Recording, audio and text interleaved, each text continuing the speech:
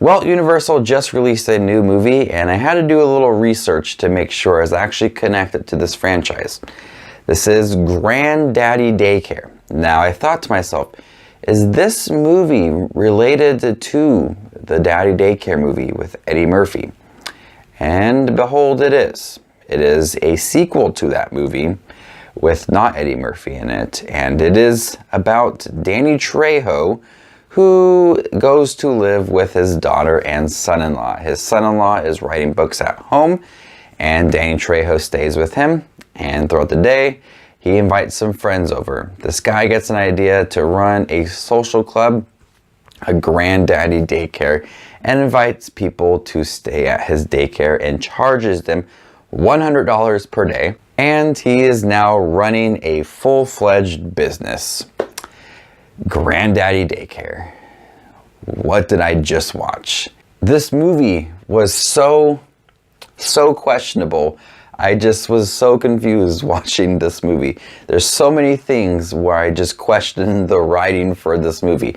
It is a straight to DVD, on-demand kind of movie with like no effort going into it. Yes, it is a sequel to Daddy Daycare, and Universal regards Daddy Daycare as one of the most beloved films of all time, and they were so excited to work with the cast to bring Granddaddy Daycare.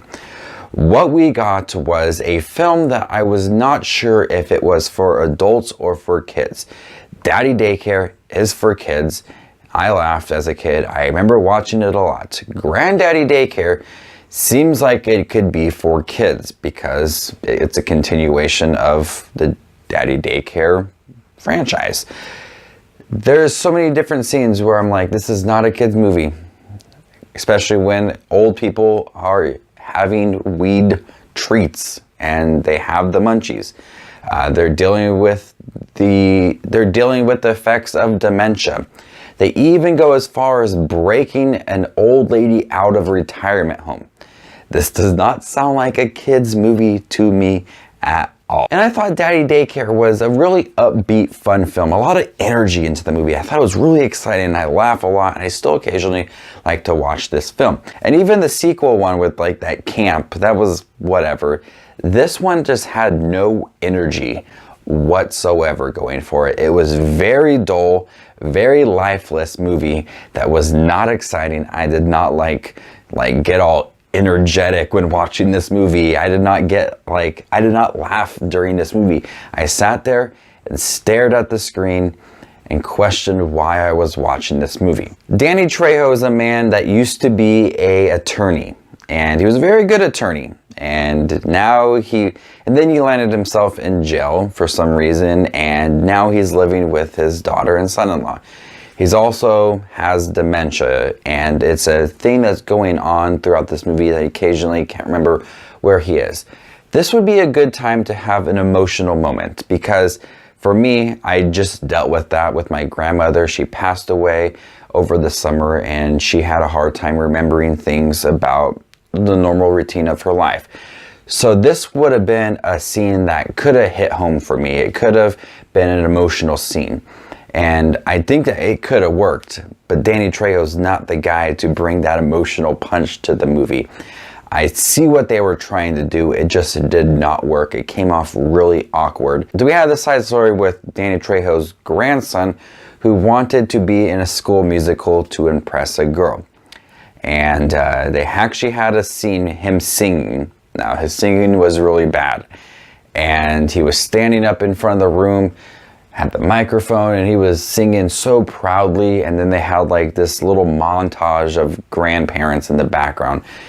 It was so awkward. I did not know why they had this storyline in the first place.